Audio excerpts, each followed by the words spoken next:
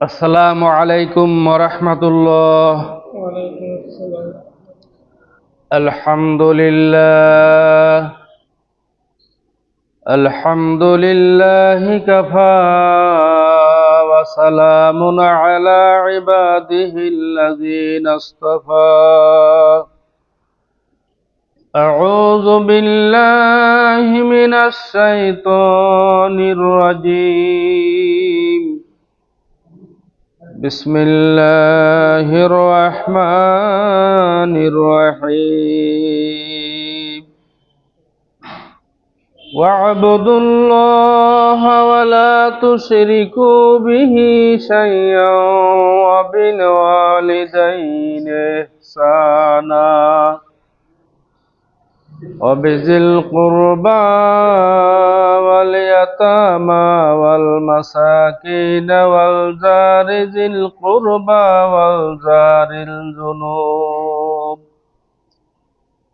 والصاحب بالجنب وابن السبيل وما ملكت أيمانكم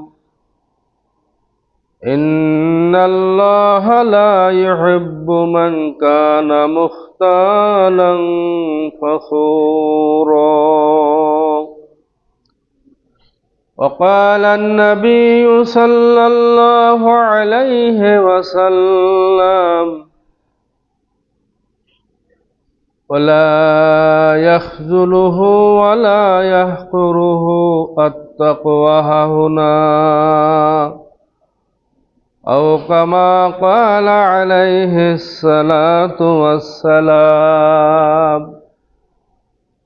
فقد قال الله تعالى في شان حبيبه آمرا ومخبرا إن الله وملائكته يصلون على النبي يا أيها الذين آمنوا صلوا عليه وسلموا تسليما. اللهم صل على سيدنا مولانا محمد وعلى آل سيدنا مولانا محمد. اللهم صل على سيدنا مولانا محمد وعلى آل سيدنا মাওলানা মুহাম্মদ। মুআজ্জাজ হাজরিন, উপস্থিত অত্র মৌলভীপাড়া জামে মসজিদে আগত সকল বয়সের মুসল্লিয়ানি কেরাম, শুরুতে আমরা মহান রব্বুল আলামিনের দরবারে শুকরিয়া আদায় করি, যিনি দয়া করে মেহেরবানি করে আমাদেরকে সালাতুল জুমা আদায়ের জন্য মসজিদে আসার সুযোগ করে দিয়েছেন। সেই মহান রব্বুল ইজ্জাতের দরবারে কালেমাতুশ শুকর উচ্চারণ করি আলহামদুলিল্লাহ। দরুদ ও সালাম আকায়ে নামেদার তাজদার মদিনা জনাবে মুহাম্মদ রাসূলুল্লাহ সাল্লাল্লাহু আলাইহি ওয়াসাল্লামের উপর। সম্মানিত মুসল্লিবৃন্দ, আপনারা সকলে কেমন আছেন? আলহামদুলিল্লাহ। আজকে হলো 5ই বৈশাখ, 5ই বৈশাখ 1432 বাংলা, 19শে শাওয়াল 1446 হিজরি এবং 18ই এপ্রিল 2025 ইংরেজি। পবিত্র জুমার দিন আমি কালামে হাকিম থেকে সূরা নেসার 36 নম্বর আয়াতখানি তেলাওয়াত করেছি। আজকে আমরা বান্দার হক সম্পর্কিত বিষয়াদি নিয়ে আলোচনা শুনব। এই যেগুলো বাচ্চা কথা বলে এগুলো নিয়ে আসবেন না মসজিদে।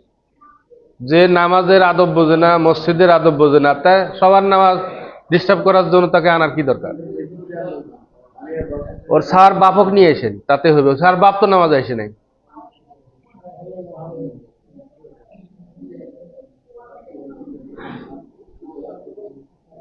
একটা সপ্তাহ পরে মাত্র 20 মিনিট টাইম আমি কি করি, কথা বলি, সেটার মধ্যেও ডিস্টার্ব। শয়তান আমাদের উপরে এত বেশি প্রভাব ফেলাইছে যে এর জাল থেকে আর আমরা কেউ বের হতে পারতেছি না।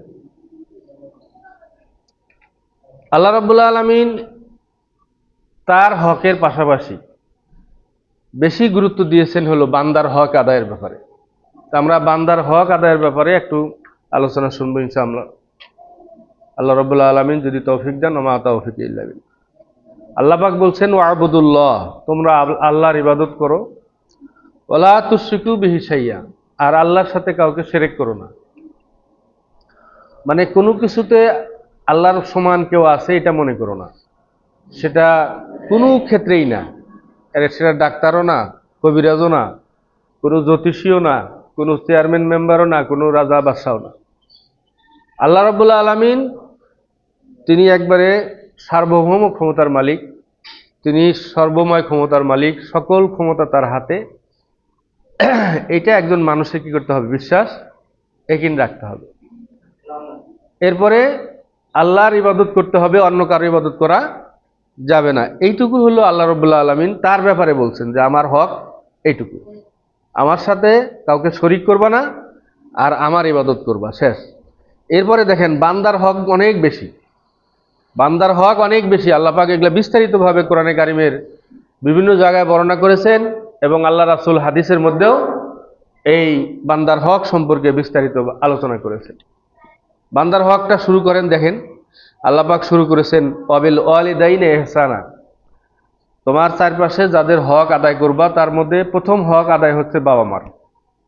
পিতামাতার সাথে কি করো, ইহসান করো। এটা আল্লাহ পাকের প্রথম নির্দেশ বান্দার হকের ব্যাপারে। আল্লাহ পাক কিন্তু বলেন নাই বাবা মাকে খাওয়াও, বলেন নাই বাবা মাকে লুঙ্গি কিনে দাও, বলেন নাই যে বাবা মাকে বিছানার চাদর কিনে দাও। আল্লাহ পাক বলছেন এমন একটা শব্দ, আল্লাহ পাকের এই বাণী কিয়ামত পর্যন্ত মানুষ ব্যাখ্যা বিশ্লেষণ করলেও শেষ করতে পারবে না। আল্লাহ পাক বলছেন অবিল ওয়ালিদাইনে ইহসানাও, তোমার পিতামাতার সাথে ইহসান করো, মানে প্রয়োজন অনুযায়ী কি করো, তার সেবা করো। একজন বাবা মার দরকার কাপড় চোপড়ের, আপনি তার জন্য নিয়ে আসছেন ইলিশ মাছ, আপনি কিন্তু টাকা খরচ করছেন, এটা ইহসান হলো না। একজন বাবা মার দরকার হলো বিছানার চাদর বা তার জামা কাপড়ের, কিন্তু আপনি নিয়ে আসছেন তার জন্য, ধরেন সাইকেল কিনে নিয়ে আসছেন বা স্যান্ডেল কিনে নিয়ে আসছেন, এটা পিতামাতার প্রতি কি হলো না, ইহসান হলো না। ইহসান হলো এমন একটা জিনিস যার যখন যেটা দরকার সেইটা মানে সেই সেবাটা তাকে করা। পিতামাতা মাথার ব্যথায়, ওষুধের মানে অভাবে, ব্যথায়, শরীর যন্ত্রণায় আপনি কি করতেছে, আপনি চিল্লাচিল্লি করতেছে ঘরের মধ্যে। এই সময় তো আপনার রসগোল্লা নিয়ে আসার সময় না, রসগোল্লা নিয়ে আসলে আপনার পিতামাতার প্রতি ইহসান হলো না। এই সময় তার জন্য ক্লোফেনাক দরকার, বা ব্যথার যদি জয়েন্ট দিক লাগে বা অন্য কোনো ব্যথার ওষুধ লাগে, নাপা লাগে, প্যারাসিটামল লাগে, সেইটা আনতে হবে যেটা এখন পিতামাতার জন্য প্রয়োজন। এই জন্য আল্লাহ রাব্বুল আলামিন এমন একটা শব্দ ব্যবহার করছেন, সবার বাবা মার, এখানে যারা আমরা আছি সবার বাবা মার দরকার কি একরকম? কারো কাপড়ের দরকার, কারো খাওয়ার দরকার, কারো শোয়ার জায়গা নাই, কারো আবার চিকিৎসার দরকার, কারো আবার আছে কোনো বাবা মা ধনী, এগুলো কিচ্ছুই লাগবে না। ছেলে মেয়েরা যদি একটু বা তার কাছে বসে কথা বলে, বাবার শরীরটা তোমার কেমন আছে, আজকে তোমার কি মনে চাইতেছে, বেড়াইতে যাওয়া নাকি কোথাও, বা কিছু খাইতে চাও কিনা, তোমার জন্য কিছু আনতে হবে কিনা, ওই বাবা মার জন্য কিন্তু এইটুকুই যথেষ্ট। সে বলবে না আমার কিছু লাগবে না, সবই আছে আমার। এই জন্য ক্ষেত্র বিশেষে যার বাবা মার জন্য যেটা দরকার সেটা সেই বাবা মাকে প্রদান করাই হচ্ছে তার বাবা মার প্রতি ইহসান। কমন ভাবে, ঢালাও ভাবে যে এখানে সব বাবা মার জন্য আপনারা সবাই আজকে চকলেট কিনে নিয়ে যাবেন, এটা হবে, এটা বাবা মার জন্য কি হবে না, ইহসান হবে না। এটা ফয়সালা না। ফয়সালা হলো আপনার বাবা মার কি লাগবে সেইটা দেওয়া হলো বাবা মার প্রতি কি ইহসান। আল্লাহ পাক বান্দার হকের মধ্যে, এই দুনিয়ার সমস্ত মানুষদের হকের মধ্যে প্রথম শুরু করছেন বাবা মা দিয়ে, যে বাবা মার হকটা তোমরা কি করো, আগে আদায় করো। আচ্ছা, এই পৃথিবীতে যত পুরুষ মানুষ আছে আর মহিলা মানুষ আছে, এরা সবাই কারো না কারো বাবা, কারো না কারো মা না? সে কারো না কারো বাবা, কারো না কারো মা। তাহলে এই বাবা এবং মায়ের যদি যত্ন তার সন্তানেরা করে, তাহলে আপনি বলেন কোনো মানুষের কি অশান্তি থাকতে পারে? আজকে এই যে ঘরে ঘরে অশান্তি, খুনাখুনি, মারামারি, ঝগড়াঝাটি কি জন্য হচ্ছে? যে আমি হয়তো বাবা মার হক বুঝি, আমি এমন একটা আনপড়া, এমন একটা দাজ্জাল মহিলা নিয়ে আসছি যে সে পিতামাতার হক, শ্বশুর শাশুড়ির হক কিছুই বোঝে না। এজন্য মহিলাটা একবারে দায়ী না। আপনি বিয়ের সময় তো মহিলাটার চরিত্র, মহিলাটার ইলেম, তার আমল আখলাক এটা তো দেখেন নাই। দেখছেন যে মোটরসাইকেল দেবে কিনা, সাইকেল দেবে কিনা, 2-3 লাখ টাকা 5 লাখ টাকা আদায় করা যাবে কিনা, আপনি তো দেখছেন সেইটা। মহিলার তো চরিত্র দেখেন নাই। তো মহিলার যদি চরিত্র দেখে আনতেন, তাকে আলাপ করে আনতেন যে আমার বাবা মার দেখা লাগবে, তোমার আমরা এক পরিবারে থাকবো, পৃথক হতে পারবো না, তাকে তোমার সেবা করা লাগবে, খাওয়ার দেওয়া লাগবে, রান্না করে দেওয়া লাগবে, কাপড় চোপড় ধুয়ে দেওয়া লাগবে, অথবা প্রয়োজনীয় সেবা যেটা লাগে টাইম মতো ওষুধ খাওয়া দেওয়া লাগবে। কারো বৃদ্ধা মা আছে, বিয়ের আগে কনের সাথে কথা বলবেন যে আমার মাকে টাইম টু টাইম একটু ওষুধ খাওয়াইতে হবে, সকাল বিকাল, গরম পানি লাগলে করে দিতে হবে। আপনি যদি এইভাবে স্ত্রী নির্বাচন করে নিয়ে আসেন, তাহলে কি সংসারে কি ঝগড়াঝাটি মানে একটু কম হবে কিনা বলেন? আগে না হওয়ারই সম্ভাবনা বেশি। কেন ওই মেয়ে যদি আপনার এই শর্তে রাজি না হয়, সে বিয়েই বসবেন আপনার সাথে। আপনি একটা ঝামেলা থেকে বেঁচে গেলেন। জঞ্জাল পয়দা করার কি দরকার ঘরের মধ্যে? আপনি যেটা চান সেটা সে করবে না, তাহলে তারে আনার দরকার আছে আপনার ঘরে? তাহলে শুরুতেই ফয়সালা কাট অফ। এরপরে আল্লাহ পাক বলছেন অবিজিল কুরবা, তুমি বান্দার হকের মধ্যে এর পরের অংশ হচ্ছে তোমার যারা নিকটাত্মীয় তাদের কি করো? হক আদায় করো। নিকটাত্মীয় কারা? বাবার ভাই বোন। কি হয় আমাদের দেশে কি বলি আমরা? বাবার ভাই চাচা, বাবার বোন ফুফু। এই বাবার বোন ভাই এরা হলো নিকটাত্মীয়। মায়ের বোন, মায়ের ভাই এরা হলো নিকটাত্মীয়, খালা এবং মামা। এদের ব্যাপারে কি বলা হয়েছে? যে তাদের হকটা আগে আদায় করো। বাবা মা দেখলা, তারপরে হলো কি ফুফু, খালা, চাচা, মামা, এদের দিকে তোমরা কি করো? খেয়াল রাখো। এরপরে বলছেন ওয়াল ইয়াতামা, যদি কোনো এতিম থাকে। অনেক সময় বাবা বেঁচে থাকতেই দেখা যায় যে তার হয়তো ছেলে মারা গেছে, নাতিগুলো এতিম হয়ে গেছে, অথবা বিভিন্নভাবে এতিম কারো না কারো পরিবারে এতিম থাকতেই পারে। আল্লাহ পাক বলছেন এতিমদের দিকে খেয়াল রাখো। এরপরে বলছেন ওয়াল মাসাকিন, এবং যারা মিসকিন।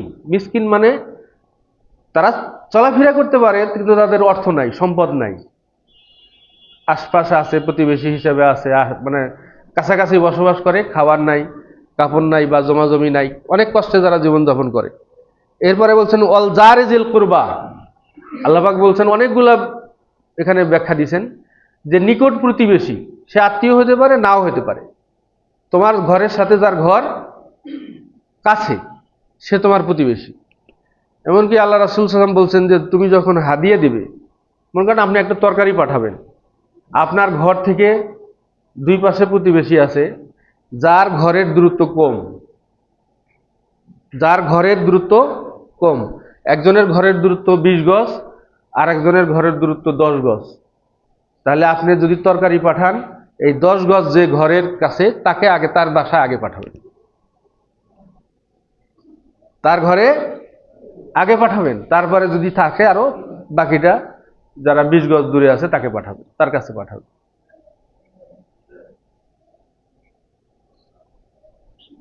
এরপরে আল্লাহ পাক বলছেন ওয়াল জাল জুনুব ওয়াস সাহিবে বিল জাম, মানে এরপরে নিকট প্রতিবেশীর পরে তারপরের প্রতিবেশী, তারপরের প্রতিবেশী, এইভাবে আপনি একজন মানুষ বান্দার হকগুলোকে আদায় করবে। এরপরে অবনে সাবিল, মুসাফির যারা, বিভিন্ন কারণে মুসাফির হয়ে যায় মানুষ, বেড়াইতে আসছে, ছিনতাই হয়ে গেছে, তার মোবাইল নিয়ে গেছে, তার ব্যাগ নিয়ে গেছে, টাকা পয়সা নাই হাতে, এখন বাড়িতে তার টাকা পয়সা আছে কিন্তু এই মুহূর্তে বাড়ি যেতে পারতেছে না, এটা এই লোকটা হলো ইবনুস সাবিল, মুসাফির। তাকেও সহযোগিতা করতে আল্লাহ পাক আদেশ দিয়েছেন। অমা মালাকাত আইমানুকুম, এরপরে তোমাদের যারা দাস দাসী থাকবে, যদিও এখন দাস দাসীর প্রথা নাই, তবে যারা চাকর বাকর থাকে, কাজের লোক থাকে, তাদের দিকে খেয়াল রাখতে বলা হয়েছে, তাদের হক আদায় করতে বলা হয়েছে। এরপর আল্লাহ পাক বলছেন ইন্নাল্লাহা লা ইউহিব্বু মান কানা মুখতালান ফাকুরা, আল্লাহ পাক সেই সমস্ত বান্দাদেরকে পছন্দ করেন না যারা অহংকারী এবং যারা কি করে নিজেদেরকে অহমকে নিয়ে যারা থাকে, নিজেদেরকে গর্ব করে নিজেদেরকে বড় মনে করে, যে আমি ওর সাথে কথা কব, আমি ওর কাছে এটা দিতে যাব, আমি ওর কাছে ছোট হইতে যাব, আমার কি নাই, হ্যাঁ আমার কি নাই যে আমি ওর কাছে যাব। এই রকম যারা অহমিকা যারা প্রদান করে, সেই সমস্ত মানুষদেরকে আল্লাহ পাক কি করেন না, পছন্দ করেন না। আপনার কি আছে, আপনার কি আছে বলেন দেখি? আপনি কি পুরা হাজিরহাট থানার মালিক? বলেন আপনি কি পুরা কি আছে, কত বিঘা জমি আছে, কয় শতক জমি আছে আপনার? 2 মিনিট 5 মিনিট হাঁটলেই তো আরেকজনের জমিতে মধ্যে পা পড়ে। আপনার জমি দিয়ে 5 মিনিট হাঁটার পরেই এরপরের পাটা পরে কে আরেকজনের জমির মধ্যে। তা আপনার অত অহংকারের কি আছে, এত গর্বের কি আছে? কালকে মনে হয় দেখলাম একটা খবরে যে আমরা যে অহংকারটা করি, একজন মানুষ হোটেলে যেয়ে ভালো খাবারের অর্ডার দিছে, সুন্দর খাবার তাকে দেওয়া হচ্ছে, বাটিতে নিবে বা হয়তো খাওয়ার জন্য কি করবে, স্টার্ট করবে, শুরু করবে, এই সময় বুকের মধ্যে ব্যথা, বুকের মধ্যে ব্যথা তো ব্যথা, চেয়ারের মধ্যে গাঁথিয়ে পড়ছে, আশপাশে যারা ছিল সাথে তারা ধরতে ধরতে মাটির মধ্যে পড়ে গেছে, মানে দুনিয়া থেকে কি হয়ে গেছে, দুনিয়া থেকে বিদায় হয়ে গেছে। ভাত রান্না করা, তরকারি গরম করা, প্লেটের মধ্যে ঢালবে আর মুখের মধ্যে দিয়ে গিলবে, এই তো সেই টাইমও তো আল্লাহ দেয় নাই। তাহলে অহংকারটা কোথায় করবেন বলেন? আমি যে অহংকার যে করবো, আল্লাহ পাকের জন্য বলছেন আল কিবরিয়া ও হৃদয়, অহংকার হচ্ছে আমার চাদর, অহংকারটা হচ্ছে কি আল্লাহর চাদর। বলছেন যে এটা নিয়ে তোমরা টানাটানি করো না, নম্র হও, নিজেকে বিনয়ের সাথে জীবনযাপন করো, যে আমি কিছুই না, আজকের নিঃশ্বাসটা বন্ধ হলে আমার কিছুই না। আমি বলেন দেখি, আমরা চিন্তা করি না, আসলে আমরা 2-3 পুরুষের আগে আমি কারো নাম জানি না। আমার হয়তো বাবা দাদা, আর খুব বেশি কষ্ট করে হলে দাদার বাপের নামটা পর্যন্ত কেউ হয়তো আমরা জানি আর কি। আপনি বলেন দেখি এরপরের নাম কে জানি আমরা? এরপরের নাম আমরা কেউ জানি? আচ্ছা, আমার দাদার বাপ সে যদি মেহনত করে কষ্ট করে আমার দাদাকে মানুষ না করতো, তাহলে আমার বাবা কি পৃথিবীতে আসতো? তাহলে আমার বাবা পৃথিবীতে আসছিল জন্যই তো আমি আসছি। অথচ তারা আমাদের জন্য কত না মেহনত করছে, কত না কষ্ট করছে, অনেক সুযোগ সুবিধা থেকে বঞ্চিত হয়েছে, কিন্তু আজকে তাদের নামও জানি না। দোয়া কি করব, কি দোয়া করব, নামই জানি না। এক সময় আপনিও আমিও কি হবে, এই পৃথিবীর এই স্রোতের মধ্যে আমিও হারিয়ে যাব। আমার থেকে 3-4-5 পুরুষ পরে সেই সমস্ত প্রজন্মরা আমার নাম জানবে না। আমি যে তাদের জন্য এত মেহনত করছিলাম, এত কষ্ট করছিলাম, তাদের জন্য যে কিছু একটা সঞ্চয়ের জন্য দিনে রাতে চিন্তা করছিলাম, রাতে ঘুম হয় না চিন্তা করতে করতে, এই কথা কি আমার 2-3 প্রজন্ম পরে বা 3-4 প্রজন্ম পরের সেই সমস্ত জেনারেশনের লোক, মানে যারা আসবে, তারা কি আমার কথা মনে রাখবে? এই জন্য আল্লাহ পাক বলছেন কু আনফুসাকুম, তুমি নিজেকে বাঁচাও, তোমার নিজেকে বাঁচাও। এরপরে বলছেন ওয়া আহলিকুম, এরপরে তোমার আহালকে বাঁচাও, পরিবার পরিজনদেরকে বাঁচাও। আপনাকে বাঁচানোর মানেটা কি বলেন? আপনাকে বাঁচানোর মানে হলো আপনার শরীর স্বাস্থ্য যেমন বাঁচাতে হবে, চিকিৎসা লাগলে চিকিৎসা করবেন, খাওয়া লাগলে খাবেন, জামা কাপড় কেনা লাগলে কিনবেন। পাশাপাশি হলো আপনার শরীরটা যাতে জাহান্নামে না যায়, এই শরীরটাকেও বাঁচাতে হবে। আপনার শরীরটা যাতে কি হয়, ফেরেশতাদের লাঠি গুতা বা বাড়ির পিডানির যেন কি হয় না, মানে বস্তু না হয়, এই শরীরটাকেও কি করতে হবে, জাহান্নামের আগুন থেকে বাঁচানোর জন্য আল্লাহ পাক আপনাকে আগে নির্দেশ দিয়েছেন। আপনার নাতি কি খাবে এটার জন্য আপনার চিন্তা করে মাথার চুল পাকানোর দরকার নেই। আপনি কবরে গেলে আপনাকে কিভাবে সম্মানের সাথে গ্রহণ করবে, এই চিন্তাটা করেন। এই জন্য আল্লাহ পাক বলছেন কু, তুমি বাঁচাও আনফুসাকুম, তোমার নিজের নফসকে। তোমার নফসকে তুমি কি করো? বাঁচাও। দুনিয়ার জীবনে তুমি সমস্যা থেকে বাঁচাও, রোগ ব্যাধি অন্যান্য কষ্ট থেকে বাঁচাও, আর পরকালীন জীবনে জাহান্নামের আগুন থেকে বাঁচাও। তুমি নিজেকে নিয়ে কি করো? ভাবো। এরপরে যতটুকু পারো আহলের জন্য ভাবো, এরপরে নাতিপুতি, তারপরে তার পৌত্রী, এরপরে পরের প্রজন্ম কি খাবে, আর কিয়ামত পর্যন্ত মানুষ কি খাবে, এই জন্য আপনার 26 তলা বিল্ডিং করে যাইতে হবে, 15টা ফ্যাক্টরি করে যাইতে হবে। এই দায়িত্ব আল্লাহ আপনাকে দেয়নি। সম্মানিত ভাইয়েরা আমার, আমরা আসলে নিজেদেরকে ব্যাপারে আমরা নিজেদের প্রতি নিজেরা জুলুম করতেছি। এই জন্য কিন্তু আমরা দোয়া করি, রব্বানা যালামনা আনফুসানা, হে আল্লাহ, আমরা আসলে আমাদের আমাদের নফসের উপরে আমরা আসলে জুলুম করে ফেলছি। আমার নিজেকে বাঁচানোর চিন্তা করতেছি না। আমার নিজের জন্য দেখেন অনেক মানুষ আছে দাঁতে কামড় দিয়ে থাকে, খায় না। দাঁতে কামড় দিয়ে থাকে, একটা ভালো জিনিস কেনে না, ভালো একটা জিনিস খায়া দেখে না, পয়সা কমে যাবে, তার নাতির কষ্ট হবে, পৌত্রীর কষ্ট হবে, অথবা বিল্ডিং এর একটা কানি এখনো গাঁথা হয় নাই, ওটা বাদ করে ইয়া হয়ে যাবে। এইভাবে কষ্ট করার জন্য আল্লাহ পাক আপনাকে বলেনি। আল্লাহ পাক বলছেন কু আনফুসাকুম, তোমার নিজের নফসটাকে বাঁচাও, খেয়ে পরে বাঁচাও, কাপড় পরে বাঁচাও, রোদ থেকে বাঁচাও, চিকিৎসা দিয়ে বাঁচাও, ওষুধপাতি খায় বাঁচাও। এটারে এত কষ্ট দিও না। আর এরপরে কি করো? এই আত্মা, এই শরীর যেন জাহান্নামের আগুনের জন্য না জ্বলে, সেজন্য কি করো? তোমার আমলটাকে ঠিক করো। কি আরো ওয়াজ লাগবে? না, ওয়াজ হয়েছে? হয় নাই? এইটুকু আমল করতে পারলেও তো চলবে নাকি ভাই? মনে রাখেন, 2-3 পুরুষ পরে আপনাকে কেউ মনে রাখবে না। আপনার কবর জিয়ারত হবে না। প্রথম প্রথম কয়েকদিন যাবে কবর জিয়ারতের পরে, এরপরে বলবে যে বাড়ির থেকে করলেও তো দোয়া হয়, না হলে ঠিক আছে। এরপরে কবে যে বছরে তো একবার করলে বোধহয় দোয়া হয় নাকি। আপনি হারিয়ে যাবেন, এই জগৎবাসীর স্মৃতি থেকে আপনি ভুলে যাবেন। আপনাকে আল্লাহ পাক বলছেন হাল আতা আলাল ইনসানি হাইনুম মিনাদ দাহরি লাম ইয়াকুন শাইয়াম মাযকুরা।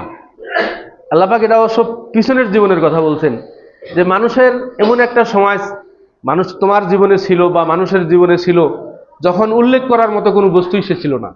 হাল আতা আলাল ইনসানি হিনুন, মানুষের কাছে কি এমন একটা সময় ছিল বা এমন একটা সময় এসেছিল লাম ইয়াকুন শাইয়াম মাযকুরা, যে তাকে উল্লেখ করার মতো কোনো কিছুই ছিল না।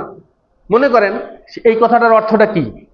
মনে করেন আজকে হলো 2025 সাল, 2030 সালে মনে করেন বাংলাদেশে একজন বিজ্ঞানী জন্মগ্রহণ করবে।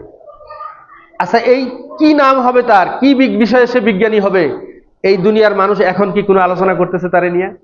তাই আল্লাহ পাক বলছেন যে তুমি যে একটা বস্তু, তুমি যে একটা বিজ্ঞানী, তুমি যে একটা ডাক্তার, তুমি যে একটা প্রফেসর, বা তুমি যে একটা ঠিকাদার, তুমি যে একটা রিক্সাওয়ালা, তুমি যে একটা দোকানদার, এইটা নিয়ে যে তুমি দুনিয়ায় আসবে 5 বছর পরে বা 10 বছর পরে, এই দুনিয়ার মানুষ সেটা নিয়ে তোমাকে কোনোদিন আলোচনাও তোমাকে নিয়ে করে নাই।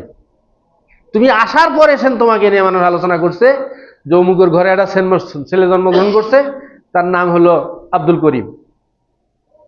তোমাকে নিয়ে আজকে আলোচনা শুরু হলো, কিন্তু 10 বছর আগে, 5 বছর আগে, 2 মাস আগে, একদিন আগেও তোমাকে নিয়ে এই পৃথিবীর মানুষ কেউ তোমাকে নিয়ে আলোচনা করে নাই যে অমুক একটা কেউ হয়তো দুনিয়ায় আসছে বা আসবে। হাল আতা আলাল ইনসানি হাইনুম মিনাদ দাহরি, মানুষের জীবনে কি এমন একটা সময় ছিল, এমন একটা পর্যায়ে ছিল লাম ইয়াকুন শাইয়াম মাযকুরা, উল্লেখ করার মতো কোনো বস্তু সে ছিল না। উল্লেখ করার মতো বস্তু কখন হয়েছে? যখন দুনিয়ায় সে পদার্পণ করেছে, তখন সে উল্লেখ করার মতো বস্তু হয়েছে যে অমুকের ছেলে বা অমুকের নাতি। সম্মানিত ভাইয়েরা আমার, এই জন্য নিজেকে নিয়ে ভাবেন, নিজেকে বাঁচানোর, দুনিয়া এবং আখিরাতে নিজেকে বাঁচানোর জন্য চেষ্টা করেন। দান করতে ধরেন মুডটা বন্ধ হয়ে আসে, না টাকাটা শেষ হয়ে যাবে। আরে দান করবেন মানে কি, আপনার ফান্ডে, আপনার অ্যাকাউন্টে টাকা জমা করলেন। আপনি দান করলেন যেটা, এটা কি হলেন? আপনার অ্যাকাউন্টে জমা করলেন আপনি। তাহলে আপনার অ্যাকাউন্টে টাকা জমা করবেন, সেটার মধ্যে আপনার হাতটা গোটো হয়ে আসে কেন? এটা চিকন হয়ে আসে কেন? এটাকে চিপা ধরে রাখেন কেন? কেন ছেড়ে দেন না? তাহলে কি আপনার জীবনের ব্যাপারে মায়া নাই? আপনার নফসের ব্যাপারে মায়া নাই? আপনার জীবনটাকে বাঁচাইতে হবে পরকালে, এটার ব্যাপারে কোনো চিন্তা নাই আপনার, ফিকির নাই আপনার। আল্লাহ রাসূল সাল্লাল্লাহু আলাইহি সাল্লাম বলছেন, লা তাহাসাদু, বান্দার হকের মধ্যে একটা, তোমরা কারোর সাথে হিংসা করো না। ওলা তানাজাসু, তোমরা কারো ব্যাপারে গোপনে ষড়যন্ত্র করো না, পিছনে ক্ষতি করার জন্য ষড়যন্ত্র করো না। ওলা তাবাগাদু, তোমরা একজন আরেকজনের সাথে কি করো না, রাগারাগি করো না, গালাগালি করো না। ওলা তাদাবারু, আর তোমরা কি করো না, একজন আরেকজনের পিছনে কথা বলো না। ওলা ইয়াবিউ বাদুকুম আলা বাদিন ওয়াকুনু ইবাদাল্লাহি ইখওয়ানা, আর তোমরা বেচাকেনির সময়ও এমন কোনো কাজ করো না, একজন মানুষ একটা জিনিস দাম করতেছে, তাকে ওটা সে নিবে না না নিবে ওই পর্যন্ত একটু অপেক্ষা করেন, ফাইনাল করতে দেন, তারপরে আপনি বলেন যে ভাই ঠিক আছে এখন আমি এটা নিতে পারি বা আমি দাম করতে পারি কিনা। আপনি একজনের উপরে আর একজন কি করেন না, কয় টাকা বলছো ওটা আমার দে, আমি আরো 10 টাকা বাড়িয়ে দিতেছি। এটা ইসলামে কি নিষেধ। এমনকি বিয়ে শাদীর ব্যাপারেও তাই। কোন শোনেন যে অমুক ছেলের বিয়ের আলাপ হচ্ছে, অমুক মেয়ের বিয়ের আলাপ হচ্ছে, তাহলে আপনি কমপক্ষে ওই আলাপটা শেষ হইতে দেন, তারপরে আপনি আপনার মেয়ে বা আপনার ছেলের ব্যাপারে বিয়ের আলাপ দিতে পারেন। ইসলাম একেবারেই শান্তিপূর্ণ একটা জীবন বিধান। ইসলাম একটা ইনসাফপূর্ণ জীবন বিধান। এটা যদি আপনি যদি প্রতিটা পাতায় পাতায় এটাকে সুন্দরভাবে পালন করেন, এই দুনিয়াটায় মানুষ এমনভাবে বসবাস করবে যেন মানে একেবারে বলা যায় মায়ের কোলে, একবারে শান্তিতে, নিরাপদে। এরপর আল্লাহ রাসূল বলছেন, আল মুসলিমু আখুল মুসলিমে, এক মুসলমান আর এক মুসলমানের ভাই, লা ইয়াজলিমুহু ওয়ালা ইউসলিমু, সে তার প্রতি কি করতে পারে না, জুলুম করতে পারে না, সে তাকে কোনো শত্রুর হাতে সমর্পণ করতে পারে না। একজন মুসলমান ভাই আর এক মুসলমানকে কোনো বিপদে ফেলে দিতে পারে না,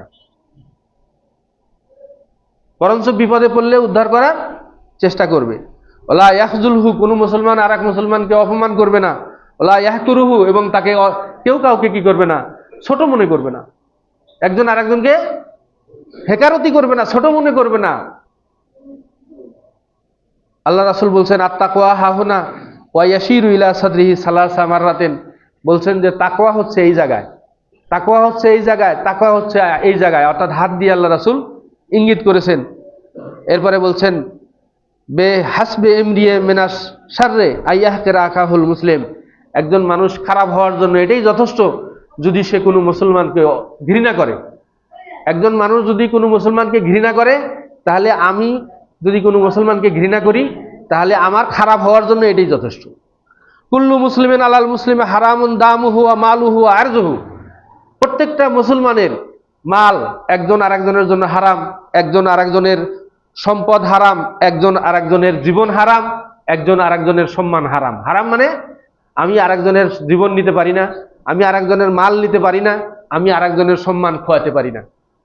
অপর মুসলমানও আমার জীবনের উপরে হুমকি হতে পারে না, আমার মালের উপরে সে কোনো প্রকার হস্তক্ষেপ করতে পারে না, আমার সম্মান হানিও সে করতে পারে না। এটাই হচ্ছে আল্লাহ রাসূল সাল্লাল্লাহু আলাইহি ওয়াসাল্লামের হাদিস, মুসলিম শরীফের 4319 নম্বর হাদিস। সম্মানিত ভাইরা, আলোচনা আর দীর্ঘায়িত করি না।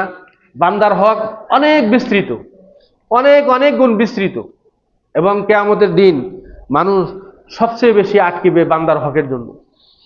আল্লাহর হকের ব্যাপারে তো আল্লাহ পাক বলছেন, তুমি যদি শিরক না করো আমার সাথে, আর দুনিয়ার কোনো কিছুকে যদি আমার সমান মনে না করো, অর্থাৎ তুমি নির্ভেজাল ঈমান নিয়ে যদি আমার কাছে আসতে পারো, তাহলে যে গুনাহ তুমি নিয়ে আসছো এটা ইয়াগফিরু লিমান ইয়াশাউ ওয়া ইউআযযিবু মান ইয়াশাউ, আল্লাহ ইচ্ছা করলে ক্ষমা করে দিবেন, ইচ্ছা করলে মাফ করে দিবেন। কিন্তু বান্দার যেটা হয়, এতক্ষণ বরাজ বিভিন্ন বান্দার ব্যাপারে বলা হলো, পিতামাতা, এরপরে খালা ফুফু, এরপরে চাচা মামা, এরপরে মনে করেন যে নিকট প্রতিবেশী, এরপরে ইয়াতিম, এরপরে অন্যান্য দুনিয়ার মানুষ, এই সবগুলার হকের ব্যাপারে একটা একটা করে হিসাব করা হবে, হিসাব নেওয়া হবে। এই সমস্ত হিসাবের ব্যাপারে আল্লাহ পাক হস্তক্ষেপ করবেন না, কারোটা আল্লাহ পাক মাফ করবেন না যদি সেই ব্যক্তি মাফ না করে। এই জন্য দুনিয়ায় আমরা যে যাই যতটুকু আমল করি না কেন, সবচেয়ে বেশি খেয়াল রাখতে হবে আমার দ্বারা যেন কোনো মানুষের ক্ষতি না হয়, আমার দ্বারা যেন কোনো বান্দার হক নষ্ট না হয়, আমার দ্বারা যেন কোনো মানুষ ক্ষতিগ্রস্ত না হয়, আল্লাহ রাব্বুল আলামিন গাফুরুর রহিম, আপনার পাহাড় সমান গুনাহ আল্লাহ মাফ করে দিতে পারেন। আসুন আমরা আমাদের নিজেদের ব্যাপারে একটু যত্নবান হই। আমার নিজেকে বাঁচানোর জন্য একটু আমরা চিন্তাশীল হই। আল্লাহ পাক আমাদের সবাইকে ক্ষমা করে দিন, সবাই বলুন আমিন। একটা এলান আছে, আগামী 11/4, আজ কয় তারিখ? 11/4 থেকে 25/4 পর্যন্ত শ্রমিক কল্যাণ ফেডারেশনের রংপুরের পক্ষ থেকে এটা দাওয়াতি অভিযান চলতেছে। সে উপলক্ষে 18/4 শুক্রবার, আজকে 18 তারিখ না, মাগরিব থেকে এশা পর্যন্ত মন্থনা ফাত্তারের মোড় জামে মসজিদে একটা দাওয়াতি সভা আয়োজন আছে। সেখানে আপনাদেরকে উপস্থিত হওয়ার জন্য আহ্বান জানানো হয়েছে। 18/4 শুক্রবার, কোন মসজিদে? এটা মন্থনা ফাত্তারের মোড় জামে মসজিদে। মাগরিব থেকে এশা পর্যন্ত আলোচনা হবে, দোয়া হবে। আপনারা সুযোগ পেলে সেখানে অংশগ্রহণ করবেন। যারা সুন্নাত নামাজ পড়েননি পড়ে নিন।